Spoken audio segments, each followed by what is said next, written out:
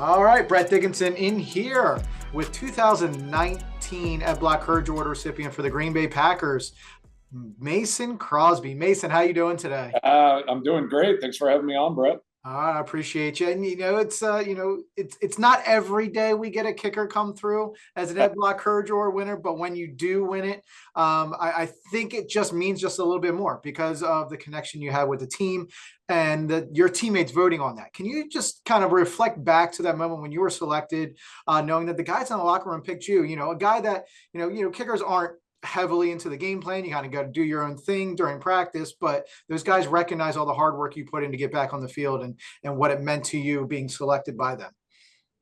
Yeah, obviously have a lot of respect for what this award is, and all the recipients that have come before me and after me.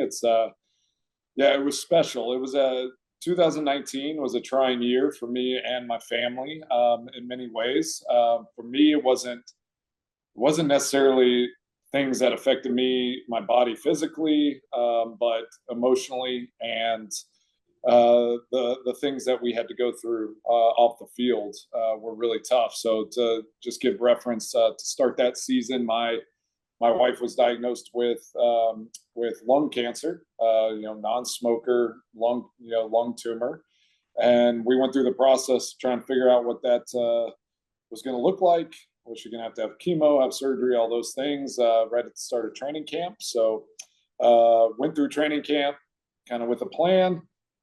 Right at the end of training camp, as final cuts, everything was kind of getting figured out. She had an operation to remove that tumor, and we felt so fortunate that they seemed to get it all, and it was all good. And she started her recovery process. So that was kind of the start of the 2019 season, and some of the things that we had kind of gone through and battled through to start that season. And then as the season progressed, she's still recovering.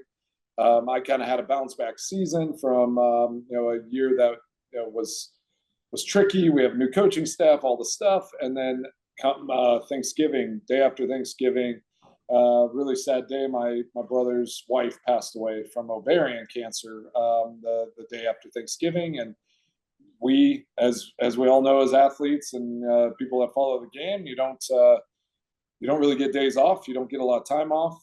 So I flew down to Texas to be with him on that Friday. Flew from Texas on Saturday to go play in the New York Giants game, and then back down to Texas for the funeral and all those things. So kind of, I think, what maybe brought me into this award, and my teammates seeing the resiliency, the ability to just be unwavering in my commitment to my family and to the team, through trying times. And, it says a lot, about what my team was and what they saw me as, and just what this award is about. It's about, overcoming adversity, overcoming things, physically or in our life that, that we're able to still pursue excellence on the field, even whenever things around us might be difficult. Yeah, it's you're one of the unique stories, and we hear a lot of stories of players overcoming adversity, and that one's obviously, like you said, a little bit more mental, so probably a little bit more taxing than people even realize when you're trying to get through a full season. So we certainly appreciate everything that you did to earn the award. And talking about that, part of it is not just about what you're doing on the field and overcoming adversity there, but also being a pillar in the community. And talk about just kind of being able to work in the community and give back, and what that kind of means to you and your family, knowing that everything you've been through over the past several years. Yeah, obviously, it's something extremely important to us, and I was fortunate enough to be raised in a household that giving back and being part of the community is important. So my mom actually runs a charitable organization in my hometown still, called The Locker, and my sister works for the organization as well. And it's kind of an all hands on deck Crosby endeavor. We have a golf event every year, multiple other events throughout the year that we all support and help out with, and it's to help and kind of give the kids of that community and the communities that they serve the opportunity to succeed. I look at it as almost the foundation as almost like a make-a-wish without the medical side of it. So it's kind of like the unseen things and like the hope piece and the piece that that kind of drives you forward, to give opportunity. So it's crazy. I grew up in the town, Georgetown, Texas, didn't see the homeless need, didn't see it just on the streets and on a regular basis. But there were kids that were in need, needing of hygiene products, uniforms for jobs, caps and gowns, just transportation needs. So all of those things my mom's organization steps into, and it's something that's passionate for me. And then kind of on the on the cancer front, I've been involved in the Lombardi Cancer Foundation for a very long time, as well as some other organizations, but that one's near and dear to my heart. And you'll still try to go back to the golf event and be a part of that organization as much as possible. So yeah, giving back to the community is always something that's been important to me and my family. And we're trying to raise our kids the same way to continue to have that support and know that it's bigger than you. The game's big. Everything. There's so many things that are more important than pumping yourself up and taking what you can get from this world. So hopefully I can be an inspiration in that. And at the very least, I can hopefully teach my kids how to continue that legacy forward. Yeah, I mean, you're talking to somebody as an executive director of the Black Courage Award Foundation. I first of all certainly understand the all hands on deck approach, because we have it here year round, and everybody's got to kind of be involved. And we certainly understand all the hard work that your whole family goes through to put all that together for kids in need, which is right up our alley as well. That's so, right. we certainly appreciate all that, and we'd love to help you and collaborate with you any way we possibly can in the future as well. So let's get in a little bit about you and just kind of, your personal life now. You've had a very nice long career with the Green Bay Packers, Super Bowl champion, had a great college career, two-time All-American. You're sitting back now and kind of, trying to figure out what you're going to do with this second act of your life. And now all of a sudden you're doing daytime radio every morning, the Mason Crosby show. That's right. How did that transition go? Did you find it difficult to kind of get in the groove of radio? As a guy that has done radio in the past, I certainly understand that it takes a lot of practice and a lot of work to get good at your job. So we love to hear how you kind of were able to transition and some of the difficulties you may have came across. Yeah, so we're in starting week, what is this, week 3, I guess, of the show. So still very, very fresh. You go on radio shows, you do things like this all the time while you're playing, and you're like, okay, I could jump into radio, no big deal. But there's some nuance to it, and there's a flow and a rhythm. Getting used to the co-hosts and the people that you're working with, even just the fact that you have a producer and you have people to kind of checks and balances and bank things off of. Some of that, obviously, they are so vital and so important, but then you're just I kind of have to remember sometimes, like, oh man, I can use them for some things. Like, I feel sometimes like I have to reach and find all the stuff myself, and it's like, oh, if I just ask, our producer's name's Tommy, if I just ask him, he's like, oh yeah, here's stats, here's the stuff, all the things. I'm like, oh man, that would have taken me an hour to like run down.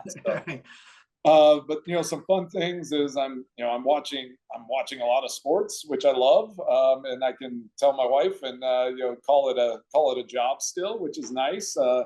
I've been playing ball forever. It's for as long as I can remember as a kid, and I still golf and play soccer and do stuff with my kids all the time. So sports will always be very much a part of my life.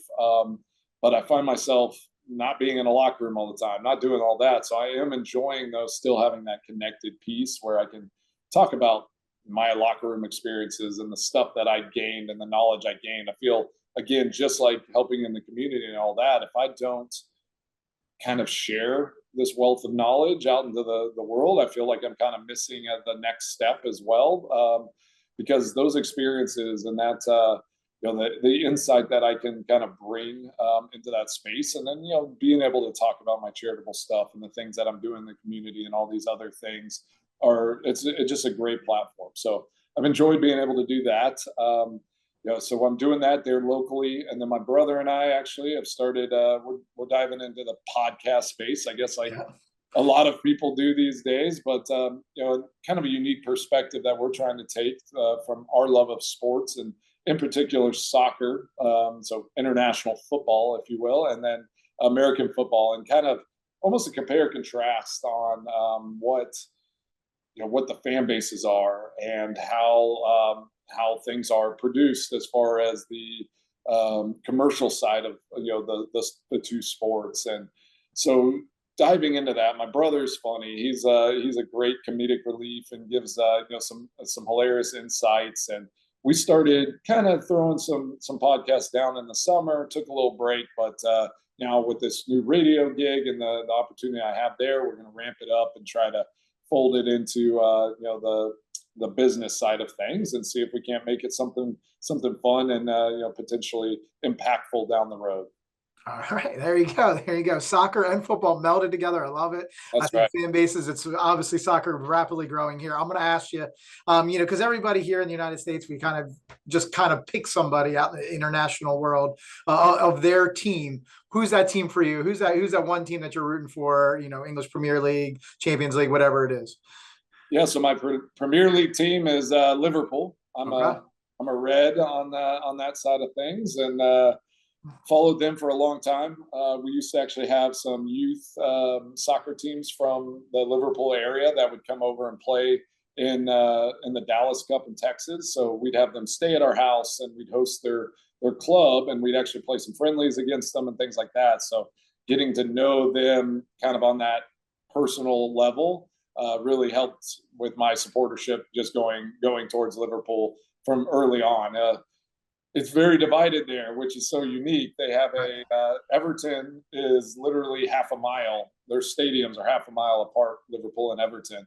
So the concept of their whole fan base is very fragmented and divided. And I mean, they're neighbors, and they might just not talk because they are blue and red. And so Right, absolutely. but we have our fan bases here in the States for our NFL teams, for our college teams, and all that. But we can still coexist. Over in England, it's not always the case. Fantasy soccer, I don't think binds people like sometimes fantasy football does over here. But I also have a cool venture that I've taken on, here the past couple of years. That was a part of a charitable organization I've been involved with for a long time, helping kind of underdeveloped countries, specifically some areas in Africa and in Haiti, to kind of like the concept is we bring soccer into these areas, and we build fields, and we bring some micro commerce through chicken and egg laying operations, banana plantations, farming and things like that. And through that soccer program, we've actually developed some extensive, some really good academy players, soccer players that are going professional down the road. So this has been going for a long time. And through my involvement with this organization, I was like, we need to find a way to legitimize the for-profit side for the soccer academy. And a few other people involved started getting this idea. So we put a business together, and nothing was taking hold. So we actually, some other investors wanted to get involved in soccer and sports ownership side of the business. So we actually bought into a soccer club there in England called Walsall FC, which is down in League Two, which is like the fourth tier of the professional league. So kind of, everyone's heard the Wrexham story, and I know, Tom Brady owns a piece of Birmingham FC, Birmingham City, and Burnley with J.J. Watt and those guys. So I guess, soccer ownership is becoming like this American pastime now, where a bunch of former and current athletes are diving into that space. But, my side of it, because of my passion to help others and, work in that kind of space, this is an opportunity for me to kind of combine two things that I am passionate about, sports, soccer in general, and being able to have that piece that is helping others as well to try to get out of these poverty situations. Just for me, it was a no-brainer, and so to be able to be involved in that has been kind of cool as well.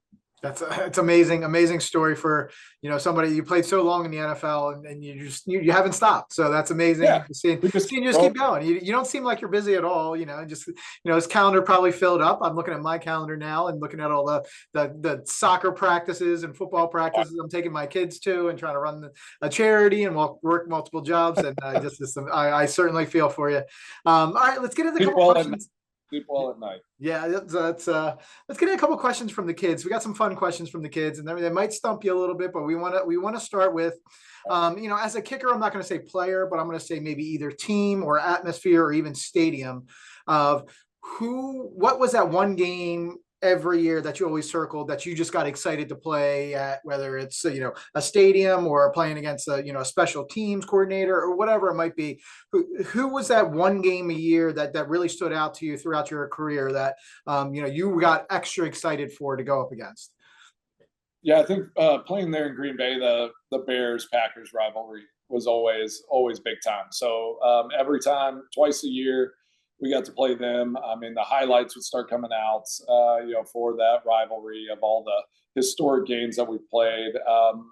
They through the years, I mean, I did kick off, so I had to kick to Devin Hester, quite a bit early on in my career, which was always a challenge, always something I stressed over during the week. And we would try to do some different things, try to get him moving, not get the ball in his hands easy.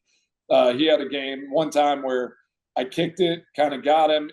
He's in the end zone. He kind of scoops it up, and you almost assumed he took a knee, but he was just kind of walking kind of sideways in the end zone and then takes it out and busts it for 35 yards, Right. And so just the awareness, some of the nuances to that game, there was always something exciting that would happen. And no matter what those teams were record wise, when the Bears have been down or we maybe weren't having our best season, those games were always built up, exciting, fun. And, it was obviously the longest standing rivalry in the NFL there. So it was a fun one to be a part of. And I'm glad I was part of the Packers teams that flipped the script and we took it to where we have the advantage in the win column.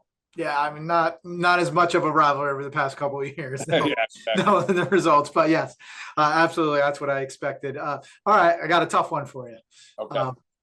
Go to karaoke song. Oh gosh, it's got to be Bon Jovi, "Living on a Prayer." Hey, all right, had it ready in the chamber. I like it. Yeah, Some guys waffle over that one for a while. You were ready. I like it. So yeah. There's only a few songs that you kind of just can roll with, and if anything, you just start yelling, and that one kind of keep it rolling. So that's an easy one to jump into. favorite flavor of ice cream.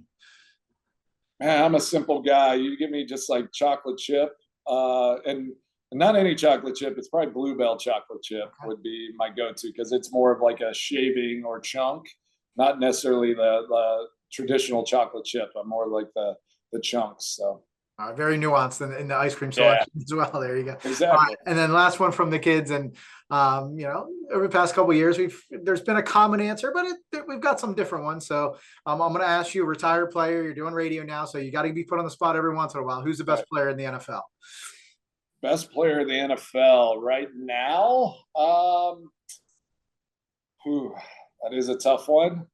I mean, it's hard, and he's probably not having his best year by any means, but Patrick Mahomes, I think just as far as a leader of like that team and what they've been able to achieve, it'd be hard to overlook him as the best player in the NFL right now. That's the common answer. I was leaning. It's an easy one. That's an easy one at this point. It was much harder 2 years ago when we started this, and he didn't have back-to-back Super Bowl wins. Yeah, exactly. So now it's kind of all right. Let's finish up. Let's talk a little bit about the Packers and what's going on this season. Obviously, Jordan Love, came back from injury after a couple of weeks. Packers were able to stay afloat, and now you got that tough NFC North division, and you got the Lions coming up. You've got Vikings playing really well, and even the Chicago Bears we talked about, but they're bouncing back and starting to play well. So what's your outlook for the Packers over the next couple of weeks, and just kind of seeing how this thing is going and how they've looked on the field, kind of gelling with Jordan Love, all these wide receivers,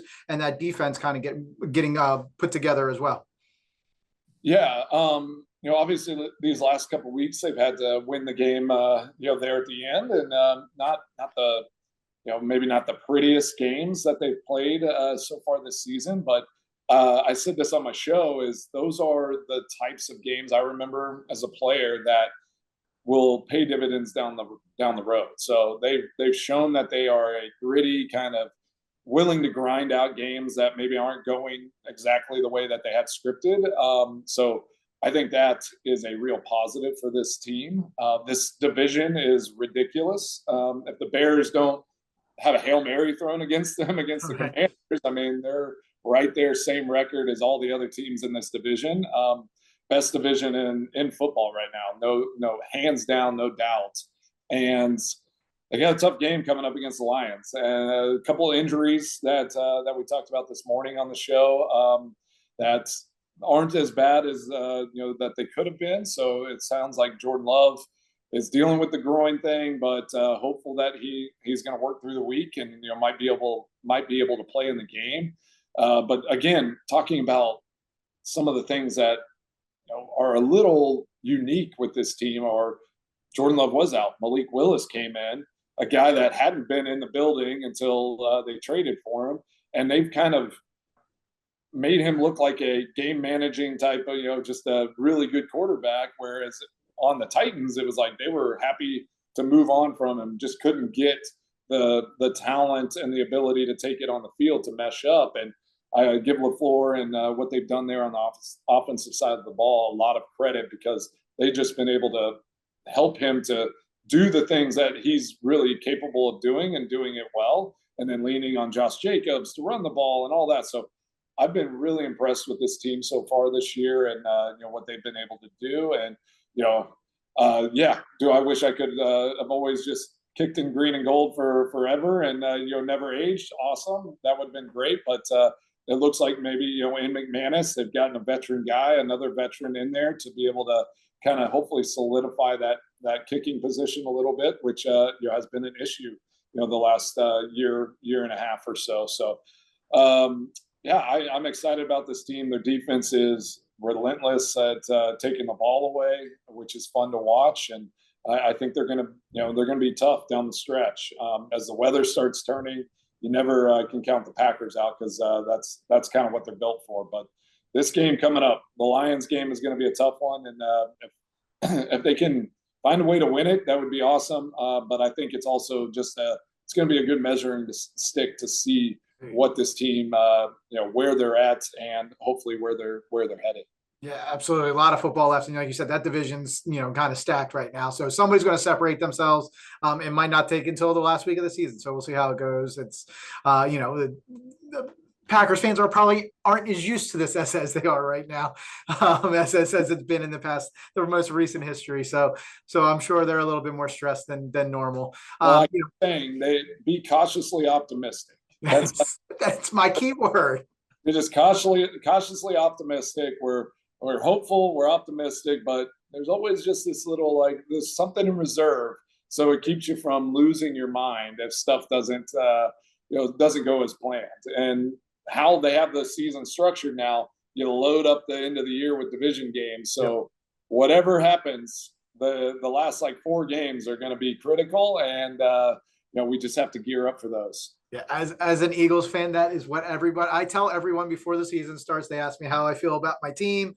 That's my exact phrase. I just say cautiously optimistic and just leave it at that. So that's actually a key phrase of mine. I'm glad we're on the same wavelength there. All right, last thing for you before we head out.